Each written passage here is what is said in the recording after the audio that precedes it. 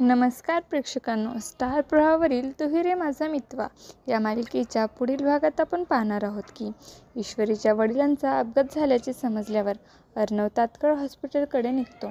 त्याचवेळी अंजली त्याला अडवते आणि म्हणते, तिने गरज असती तर तुला फोन केला असता. अर्णव उत्तर देतो, कदाचित माझा फोन लागत नसेल, पण आता हे सगळे विचार करून वेळ घालवायला मला वेळ नाही.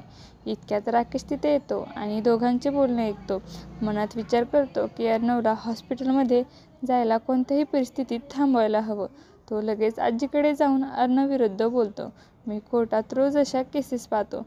मला भीती वाटते अर्णव एखाद्या गुन्ह्यात अडकू नये म्हणून.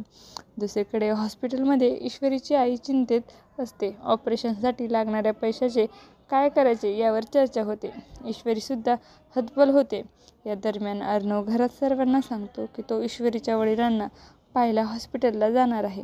मात्र आजी त्याला थांबवते आणि म्हणते, तू एक पाऊल पुढे टाकलंस तर तुला माझी शपथ आहे. हे ऐकून अर्णव सुन्न होतो आणि आजीकडे पाहत राहतो. आता येणाऱ्या भागामध्ये अर्णव आजीच्या शब्दांना मान देतो की ईश्वरीच्या मदतीसाठी पुढाकार घेतो. हे पाहणं खूपच रंजक ठरणार आहे. तुम्हाला जर आपला व्हिडिओ आवडला असेल तर चॅनलला लाईक, शेअर आणि सबस्क्राईब करायला विसरू नका. धन्यवाद.